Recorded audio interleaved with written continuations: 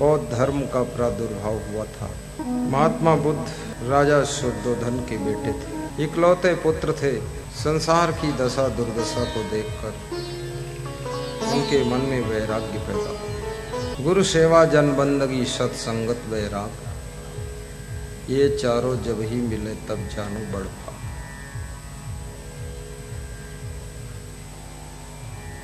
और बुद्ध ने बौद्ध धर्म चला दिया। उनके अनुयायियों ने बौद्ध धर्म के प्रचार का काम किया और प्रचार प्रसार इतना गहरा हुआ, विदेशों में भी बौद्ध धर्म फैल गया। बौद्ध धर्म के प्रचार प्रसार के लिए अशोक सम्राट ने अपने पुत्र महेंद्र सिंह को विदेश भेजा। अपनी बेटी संघमित्रा को भी देश विदेश में बौद्ध धर्म के प्रचार के लिए भेजा और बौद्ध धर्म फैल गया। प्रचार प्रसार के लिए 100 करोड़ स्वर्ण मुद्रा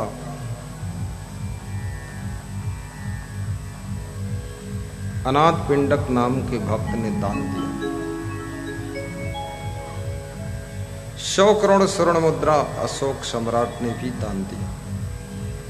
सोचिए प्रचार प्रसार में कितने प्रचुर धन की आवश्यकता पड़ती है और बौद्ध धर्म बढ़ा। परंतु धीरे धीरे बौद्ध धर्म में भी कुछ कमियां पनपने लगी, जिसके कारण उसका भी 2 टुकड़ों में बौद्ध धर्म बट गया, महायान और हीनयान।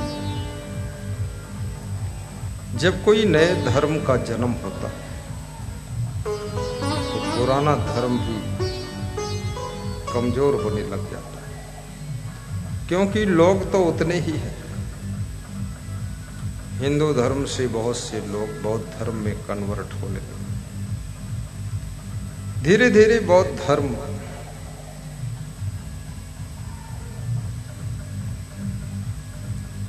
खत्म होने लगा। भारत देश में जिसकी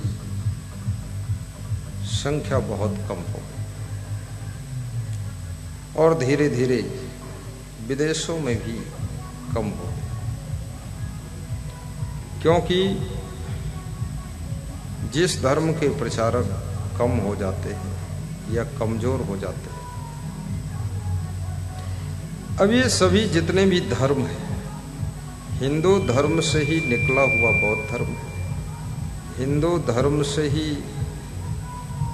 निकला हुआ जैन धर्म है, हिंदू धर्म से ही निकला हुआ सिख धर्म है, हिंदू धर्म से ही निकला हुआ इस्लाम धर्म। ये सनातन धर्म तो मूल है, बाकी सब इसकी ब्रांच है। सनातन धर्म में नियम है, संयम है,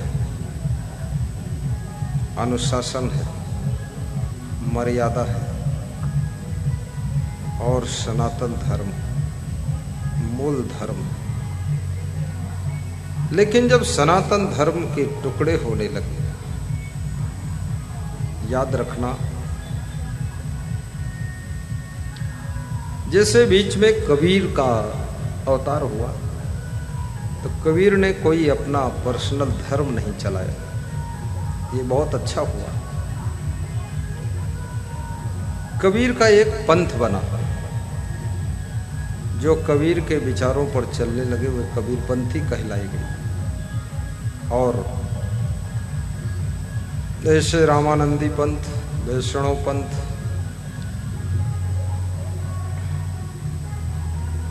नाना प्रकार के पंथ पैदा, परिणामी पंथ, फिर और भी नए नए पंथों का जन्म।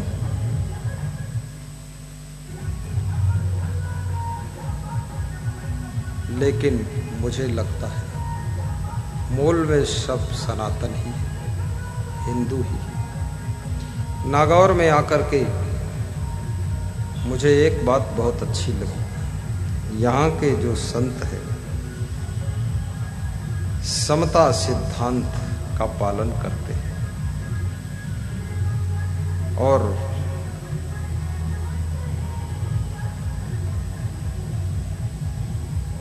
राम कृष्ण मीरा सबका सम्मान करते हैं और वास्तव में हिंदू धर्म सबसे श्रेष्ठ धर्म।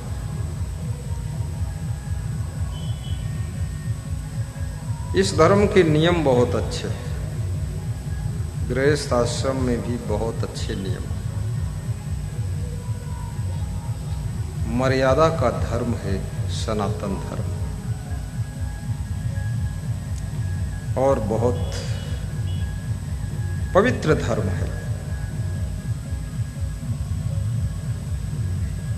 कई धर्मों में मांस, मछली, अंडा, मुर्गा की छूट भी है, कितने मजहबों में तो कंपलसरी ही सब खाते हैं, लेकिन हिंदू धर्म में जो शाकाहारी है उसका अलग से सम्मान है।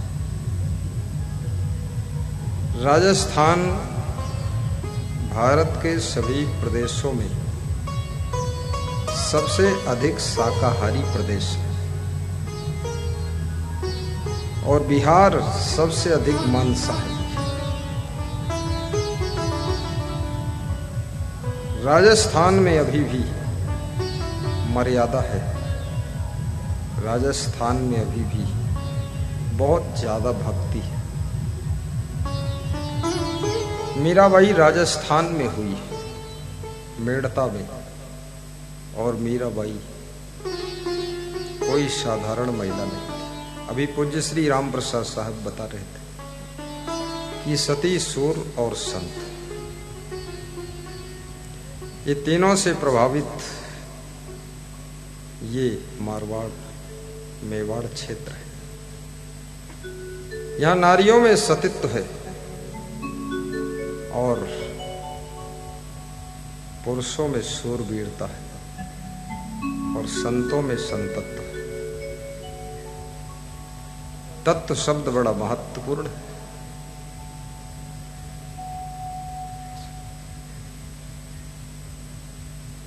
इसलिए सती लहर घड़ी एक है, सूर लहर घड़ी चार है, साध लहर जीवन तलक मरे विचार विचार।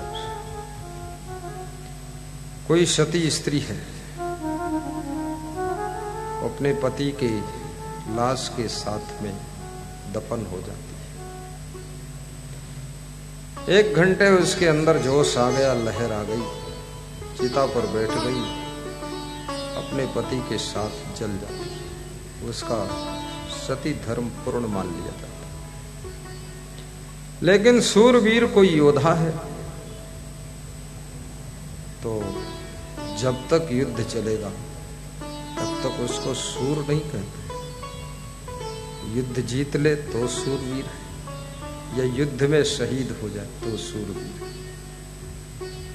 तो 2 घंटे, 4 घंटे, 6 घंटे लड़ेगा, 1 दिन 2 दिन, फिर या तो मर जाएगा या मार देगा किसी, उसका भी काम पूरा होगा।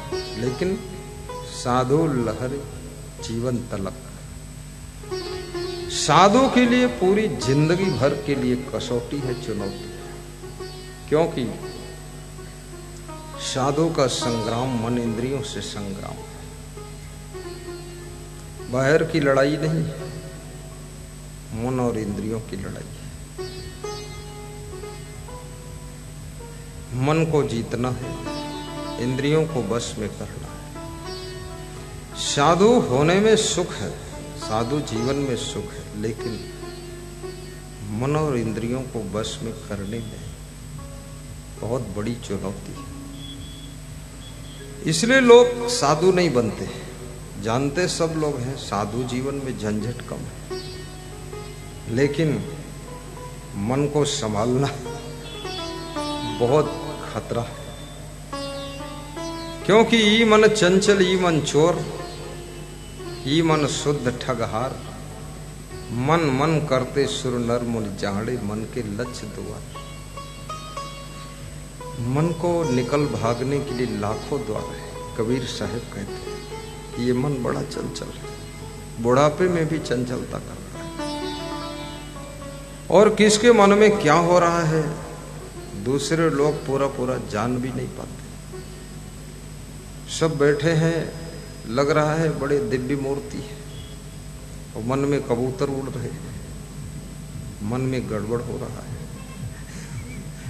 बाहर से देखने में सब अच्छे कपड़े पहन के बैठ जाते हैं, सती स्त्रियों से भी ज्यादा चंचल स्त्रियां लगती हैं, बड़ी भोली भाली देवी है, लेकिन अंदर सब फुटबॉल मैच चल रहा है, क्रिकेट टूर्नामेंट हो रहा है। कितने लोग साधु जैसे कपड़े भी लपेट लेते हैं, बाबा जी बन गए। मन मारो बांदरो रे घड़ी छला का मार गए। कभी मन नशा में गिरा देता है, कभी मन बेविचार में गिरा देता है, कभी मन लालच में गिरा देता है। याद रखना, अयोध्या में एक संत, यही बड़े मशहूर संत थे, उनका नाम था पलटू दास महाराज। क्या नाम था? पलटू। संतों के नाम अजीब अजीब नाम होते हैं। पलटू, पलटू का मतलब जो सबको पलट दे। संसार पूरा उल्टू है, और उल्टू को सीधा करने के लिए पलटू की आवश्यकता है। पलटू जो है उल्टू को सुल्टू बना देगा। तो पलटू दास महाराज का अखाड़ा है अयोध्या में, बहुत सुंदर आश्रम था, नाम था, एक समय था। अब तो पलटू दास के जो तीसरी चौथी पांचवी पीढ़ी के चेले लोग आए, वो सब उल्टू दास है, सब अखाड़ा को बखाड़ा बना दिया है। हम बखेड़ा झगड़ा झंझट करते, सेवा भाव सब समाप्त हो गए। और धीरे धीरे पलटू दास ज्ञानी संत थे, उन्होंने एक रुबाइया लिखा है, मन के ऊपर लिखा है, सहज कोप पड़े सहज रड़ जुझना, कुएं में कूद कर डूब जाना सहज है। जैसे कभी कभी मैं बचपन में सुनता था, कोई गांव की स्त्री अपने पति से नाराज हो गई तो कुएं में कूद जाती थी और डूब जाती थी, और गांव के लोग होशियार है तो वो भी स्त्री के साथ कूद जाते थे और उसको पकड़कर और रस्सी में बांध के निकाल लाते थे। तो इस पर एक भजन की रिकॉर्डिंग बनी थी कि मैं नाराज हो जाऊंगी तो कुएं में कूद जाऊंगी।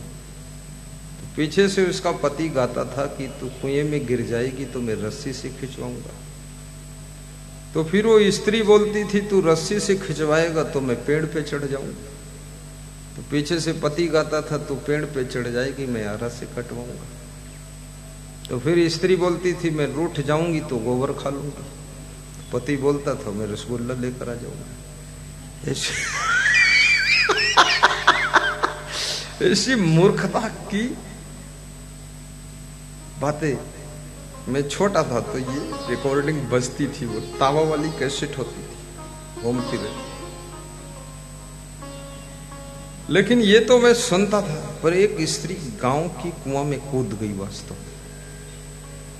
तो लोगों ने उसको निकाल लिया बाहर। लोग कूद कर गए, रस्सी बांध के खींच के निकाला। तो मैं छोटा था, मैं गया वहां, मैंने पूछा ए माताजी तुम कुआं में क्यों कूदी,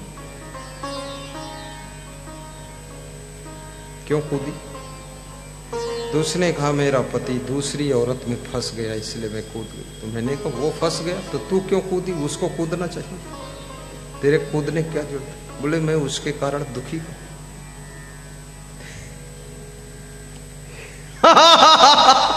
पति अगर गलती करे तो पत्नी का जीवन दुख में गिर जाता है। और जिंदगी फ्रीडम नहीं,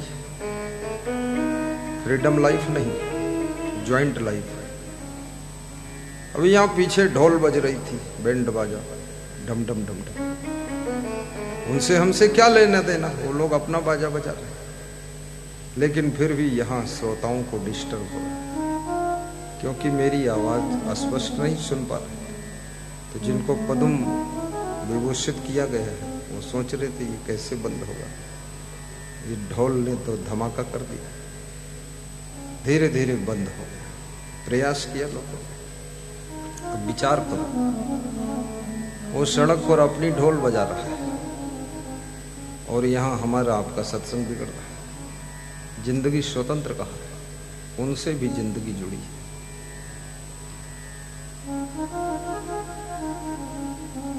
माँ बाप से भी जिंदगी जुड़ी हुई है, बींदड़ी से भी जिंदगी जुड़ी है। सास और बींदड़ी,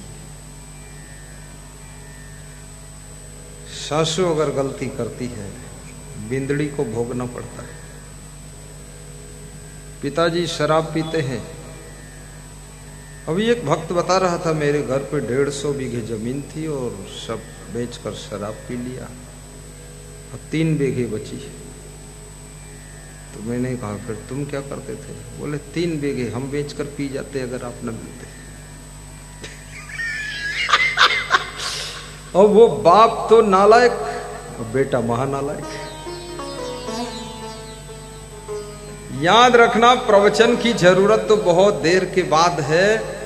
सिखाने के लिए तो आपका बाप भी सिखा रहा है, पड़ोसी भी सिखा रहा है, माँ भी सिखा रही है, चोर भी सिखा रहा है, और दुनिया का पत्ता पत्ता आपको ज्ञान दे रहा है। ज्ञान लेने के लिए आपके दिल में जगह होनी चाहिए। सारा संसार ज्ञान दे रहा है। बोली सदगुरुदेव की जय। लेकिन कबीर साहब एक बहुत बड़ी बात कहते हैं। कबीर साहब कहते हैं, मूर्ख के सिखलावते ज्ञान गांठ का जाए। कोयला होए न उजले जो सौमन साबुन लाए। कबीर साहब कहते हैं, मूर्ख को सिखलाओगे तो अपने पास जो ज्ञान है वो भी चला जाएगा।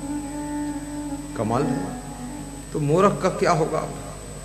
जब ज्ञानी का ज्ञान भी मूर्ख को सिखलाने से ज्ञान खत्म हो सकता है, तो मूर्ख को ज्ञान कैसे होगा? और कबीर जैसे संत ने जब मना कर दिया कि मूर्ख को सिखलाने की जरूरत नहीं, क्योंकि कोयला उजला नहीं होगा, चाहे 100 मन साबुन लगा दो, साबुन घिस के खत्म हो जाएगी, पर कोयला काला ही काला रहेगा। तो कबीर साहब कहते ये ज्ञानी लोग ज्ञान सुना सुना कर थक जाएंगे, लेकिन मूर्ख तो मूर्ख ही रहेगा। तो मूर्ख पर कौन दया करेगा? क्योंकि मूर्ख को सिखलाना मूर्ख को ही, ज्ञानी को क्या सिखलाओगे तुम? ज्ञानी तो पहले से ज्ञानी है ही, उसको क्या सिखलाना? और मूर्ख को सिखलाना था, उसके लिए मना कर दिया कि मूर्ख को सिखलाना मत, क्योंकि इसको सिखलाओगे तुम्हारा ज्ञान भी खत्म हो जाएगा, तो तुम भी मूर्ख हो जाओगे, तो 2 मूर्ख इकट्ठे हो जाएंगे। इसलिए एक ही रहने दो, तुम तो बचो। मैं तो बड़ा इसका सोच रखता, ये क्या लफड़ा फंस गया। समझाना तो अज्ञानी को ही था। महाराज भी आज हंसे ठीक से, कैसा तर्क पकड़ दिया। मैं तो पूरा तर्क करता ही नहीं हूं, क्योंकि पूरा तर्क करूं तो नर्क भी हो जाएगा। तर्क वर्क ज्यादा तर्क भी करना ठीक नहीं। परंतु मूर्ख को कैसे समझाया जाए? और संसार में मूर्ख कौन है, कौन कितना मूर्ख है, ये भी बड़ी मजे की बात है। एक ही आदमी 10 बातों में ज्ञानी है, लेकिन 2 बातों में मूर्ख भी है। एक ही आदमी के अंदर मूर्खता भी है और ज्ञान भी दिखाई देता है। एक ही धरती है, इस पर कहीं उजाला है, कहीं अंधेरा है। अमेरिका में इस समय रात है, हिंदुस्तान में इस समय दिन है। एक ही आदमी, कोई कोई उसका कर्म देखो तो ऐसा लगता है तो परम ज्ञानी का कर्म है, इतनी ऊंचाई का कर्म करता है। और फिर दूसरा कर्म देखो तो लगता है तो वज्रमूर्ख है। ये तो इतना मूर्ख आदमी गलत काम करता है। आदमी कई पार्टों में बंटता है। इसलिए कहते हैं जब तक तुम्हारा लाइफ कंप्लीट पैकेज नहीं होगा, कंप्लीट पैकेज, एक दो गुणों से काम नहीं चलेगा। नाव कंप्लीट होगी तो ही तुमको पार कर सकेगी। एक भी छेद होगा तो नाव स्वयं डूबेगी, तुमको डुबा देगी। इसलिए मनुष्य जीवन को नौका कहा गया है, भवसागर की नौका है। और मनुष्य जीवन में बहुत सी दुर्गुणों के छिद्र है, और एक दुर्गुण काफी है जिंदगी भर रुलाने के लिए। हजार फूल कम है गला को सजाने के लिए, और हजार फूल कम है गला को सजाने के लिए। एक भूल काफी है जिंदगी भर रुलाने के लिए, जिंदगी भर रुलाने के लिए। एक छेद काफी है नाव को डुबाने के लिए।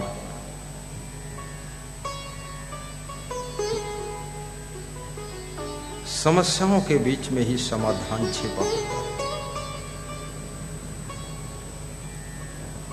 सहनशीलता की कदम कदम पर आवश्यकता है। जिस आदमी में आज दुर्गुण है, कल वो दुर्गुण दूर भी हो सकता है। वो आदमी गुणवान बन सकता है। रूपवती महिला से गुणवती महिला ज्यादा बेहतर है। रूपवान और धनवान पुरुष से गुणवान पुरुष ज्यादा बेहतर है। क्योंकि धन से सामान मिल सकता है, और सामान से सुविधा मिल सकती है, और सुविधा से तुमको आराम मिल सकता है, लेकिन सुख शांति नहीं मिल सकती। और गुण से,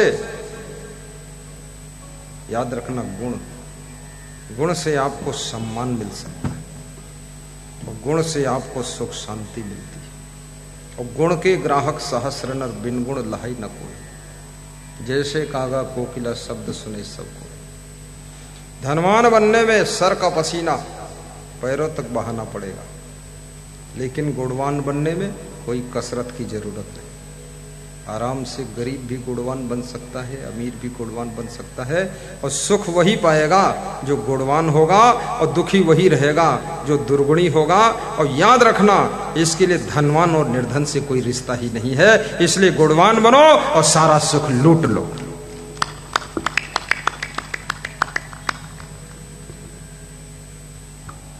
रूपवान बनने के लिए, रूपवती बनने के लिए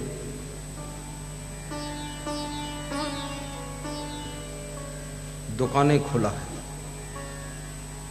जिनका नाम है ब्यूटी पार्लर सेंटर। उन दुकानों पर पहले तो स्त्रियां ही केवल जाती थीं ब्यूटी पार्लर, अब लड़कियां भी जा रही हैं। अब लड़कियां ज्यादा जाती, और लड़कियां ही नहीं, अब लड़के भी जा रहे हैं। अब ये इसलिए जा रहे हैं क्योंकि ये सब बदरूप है, ये सब कुरूप है, वहां सुंदर बनने जा रहे हैं। लेकिन इनको ये पता नहीं है, पैसे से सुंदरता नहीं मिलती है।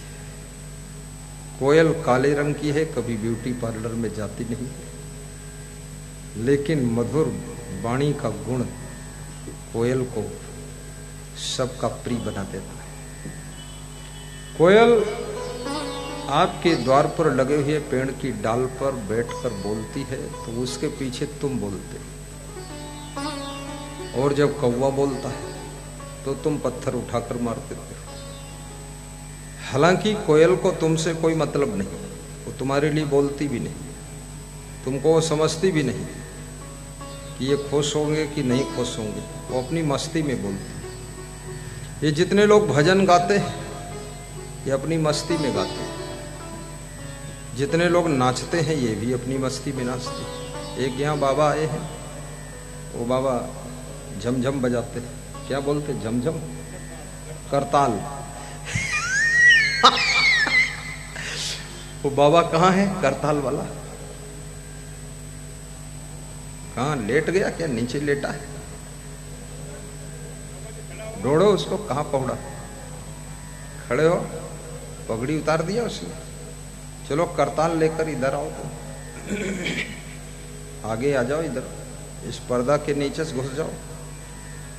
करताल भी लिया ना, वहीं मत धर देना।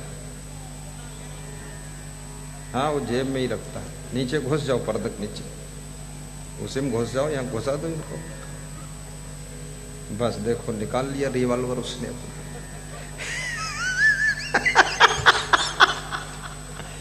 उधर बैठो, जाके बैठ जाओ, अभी कुछ मत करो। सामने जहां कुर्सी खाली वहां बैठ जाओ। उधर कहाँ जा रहे हैं? इधर, इधर लाओ इनको। वो फिर वहीं जा रहा है। अरे तुम ये क्या नाम तुम्हारा? कृष्णा, उसको उधर लाओ कुर्सी पर। ये दोनों एक ही मॉडल है। हाँ, वो करताल है, ये हड़ताल है। वहां बिठाओ, बुलाया हूँ, सामने बैठेगा, ठीक है, बैठो इसी पर, वहीं बैठ जाओ।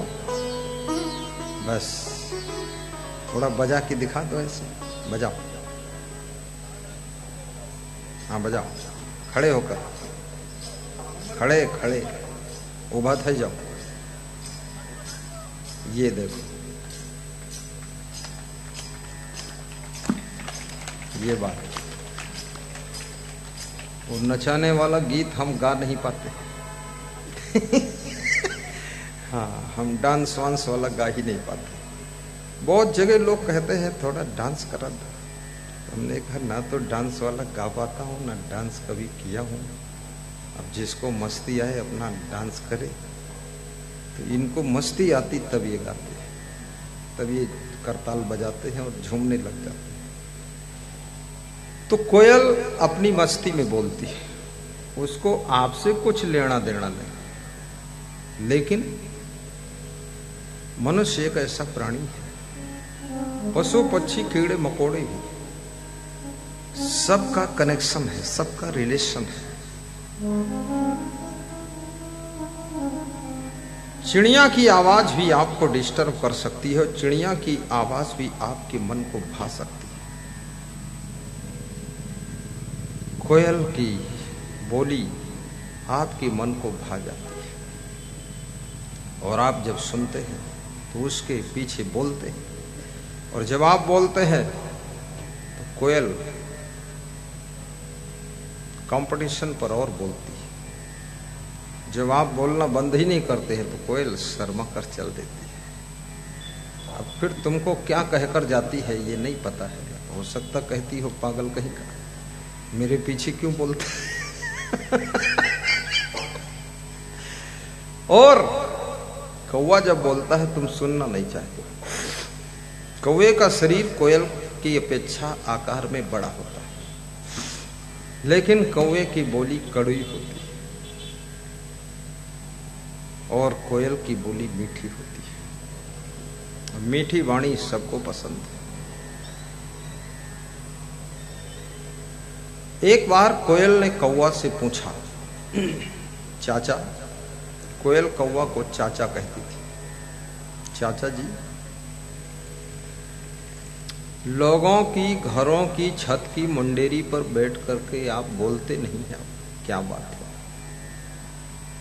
तो कौवा ने कहा, मैं लोगों के घर की दीवालों पर बैठकर इसलिए नहीं बोलता हूं कि घर घर में बहुत बड़े बड़े कौवा बैठे और सुबह से लेकर शाम तक काऊ काऊ काऊ काऊ मचा देता है। जब पूरा घर कौवा है तो हम जैसे छोटे कौवा की वहां कहां गुंजाइश।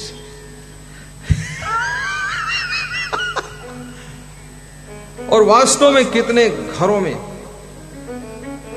सुबह से लेकर शाम तक काऊ काऊ मचा रहता है। कोई स्त्री बोलती है वो भी चिल्लाकर, पुरुष बोलता वो भी चिल्लाकर, और पूरी ताकत लगाकर पूरी एनर्जी खर्च कर देते हैं। और ये भी याद रखना, जितना जोर से बोलोगे उतना अधिक तुम्हारी वाणी का प्रभाव कम होता चला जाएगा, और जितना धीरे बोलोगे, कम बोलोगे, हितैषी बात बोलोगे, उतना अधिक तुम्हारी वाणी को श्रवण करने वाले लोग इकट्ठे हो जाएंगे। कम बोलिए। घर में तो बहुत कम बोलना चाहिए। पुलिस विभाग का जवान और मीडिया विभाग का पत्रकार और ऑफिसर रैंक का अधिकारी, इनको अपने घर में ज्यादा सावधान रहना चाहिए, क्योंकि पत्रकार तार्किक होता है और पुलिस जवान गाली गलौज बकता है। वो भूल ही जाता है मैं घर में ही कहीं बाहर हूं, अपनी पत्नी को भी 10-20 गाली दे देता है। लेकिन नहीं, सांप सब जगह फुफकारता है, लेकिन अपनी फैमिली के साथ में सांप भी सीधा साधा सरल बन करके रहता है।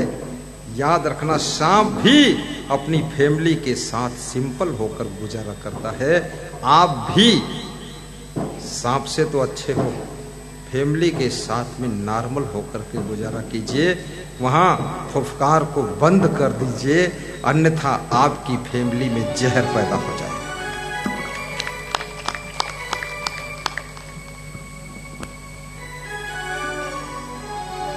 जितने ये प्रवचनकार होते हैं, जैसे मैं प्रवचनकार, कथाकार, मूर्तिकार, चित्रकार, काव्यकार, गद्यकार, पत्रकार, कलाकार, जिनके नाम में कार लगा हुआ है, ये कार शब्द व्यर्थ नहीं लगा हुआ। कार शब्द इसलिए लगा हुआ है, ये लोग ऐसा कार्य कर सकते हैं, राष्ट्र का आकार सुधार सकते हैं, देश का आकार सुधार सकते हैं,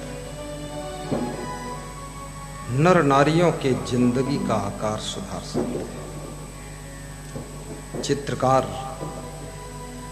जो चित्र बनाता है, चित्र तो मुर्दा है। कागज पर चित्र हो, कपड़े पर चित्र हो, दीवार पर चित्र हो, चित्र में जान नहीं, लेकिन बेजान चित्र जान वालों को प्रभावित कर देता है। चित्र कैसा है, चित्र का अंदाज क्या है? चित्र आपके चरित्र को झंकृत कर देता है, हिला कर रख देता है। आप हीरो हीरोइन का चित्र देखोगे, है तो कागज पर, आपके अंदर वासना उत्तेजित करेगा। भगवान का चित्र, देवी देवता का चित्र, किसी महान संत का चित्र देखोगे, आपके अंदर उपासना को जन्म दे देगा, भक्ति को जन्म दे देगा। इसलिए आज इतने प्रवचन हो रहे हैं, इतनी कथाएं हो रही हैं, लेकिन समाज जिस परसेंट में सुधरना चाहिए उस परसेंट में सुधर नहीं रहा। क्यों? प्रवचन 2 घंटे होता है, साल में एक बार प्रवचन सुनते, और मोबाइल में कुसंग हर समय, गंदे चित्र हर समय, फिल्में हर समय, मूवी हर समय, नंगे नंगे चित्र हर समय। अब तो मुश्किल हो गया मामला। गुजरात का एक संत कहता था, बड़ी मुश्किल खड़ी हो। बोल रहा था, हम लोग अपने शिष्यों को किसी स्त्री का मुखड़ा देखने नहीं देते थे, अब सबके पास मोबाइल है, न जाने कितने मुखड़ा देखता होगा, कुछ पता ही नहीं। संत के लिए भी खतरा बहुत है, संत महात्माओं के लिए खतरे की घंटी बज रही, और कितनों के लिए तो मोबाइल ही जिंदगी है। माँ बाप अगर मोबाइल ना दे तो जान खो देंगे लोग। माँ बाप मोबाइल वापस ले ले, शाम तक मर जाएंगे लोग। अरे कितने चेले ऐसे नालायक है, गुरु अगर मोबाइल ले ले तो दिन भर रोया जैसा चेहरा बना के बैठता है।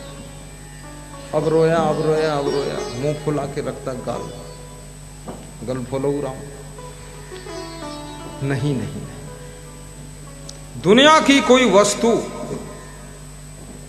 हमको विचलित न कर सके। इस धरती पर मोबाइल नहीं था तब भी लोग रहते थे, और संभल संभल कर चलो, विवेक को जागृत करो। तुम्हारे माँ बाप, तुम्हारे दादा दादी, तुम्हारा गुरु, कोई साधु हर समय तुमको पकड़ के नहीं चला सकता। खुद का विवेक जागृत होना चाहिए। आज प्रातः काल में परिक्रमा में निकला, पद यात्रा में, तो सड़क पर गया तो आगे 2 लेडीज जा रही थी,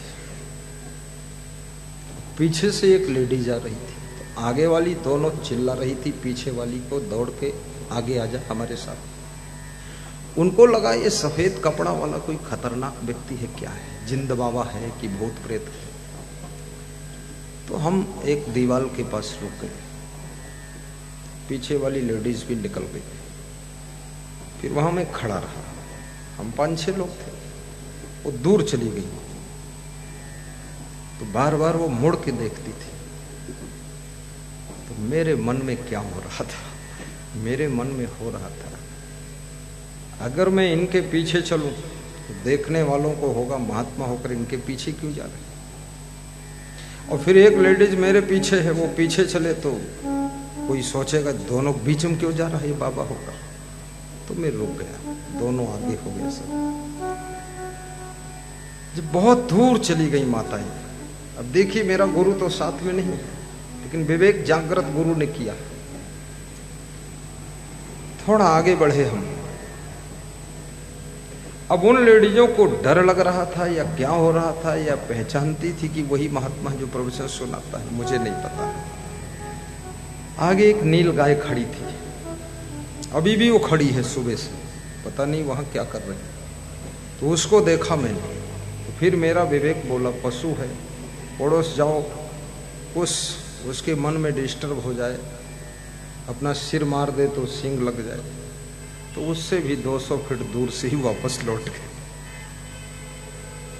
याद रखना, तुम्हारे पास में विवेक होगा तो तुम शराब की दुकान के पड़ोस में निकलना भी बंद कर दोगे, थोड़ा बाईपास से निकल जाओगे।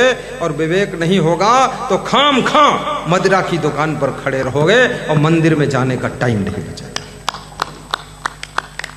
इसलिए विवेक जागृत करो।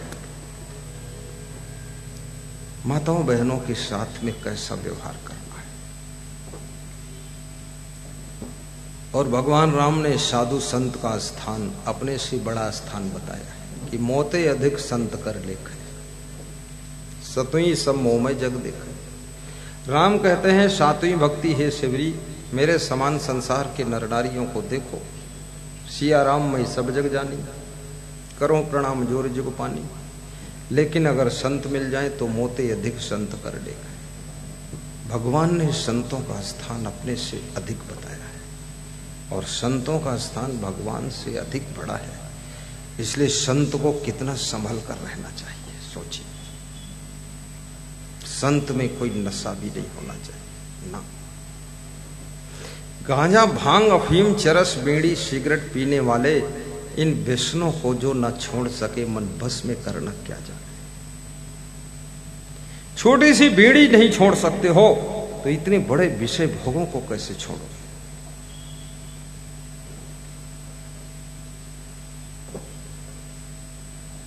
जीवन में जितने दुख दिखते वे निज दोषों के कारण ही, पर जिसको इतना ज्ञान न हो वह दोष मिटाना क्या जाने। और ये भी याद रखना, एक दोष, एक दुर्गुण दूसरे दुर्गुण को आकर्षित करता है। दुर्गुण दुर्गुण में आकर्षण।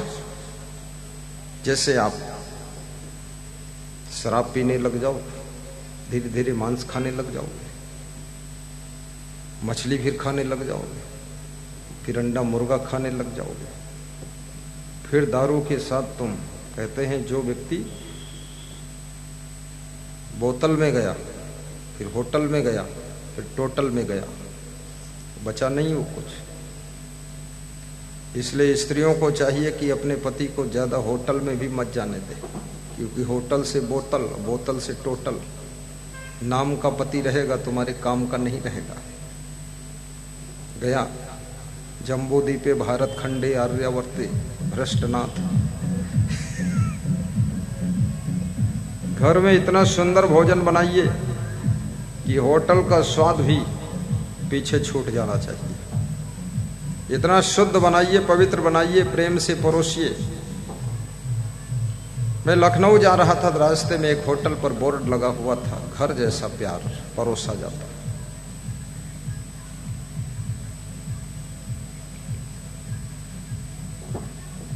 और चाय भी कम पियो, चाय में निकोटीन होता है। चाय नाश्ता नहीं, नशा है, हल्का नशा है। इसलिए जो चाय शुरू कर देते चाय छोड़ नहीं पाते। बेहद गर्मी में भी लोग चाय पीते रहते, क्योंकि उनका दिमाग नशा मांग रहा है, निकोटीन है उसमें। और निवेदन है, बीड़ी का नशा भी छोड़ो।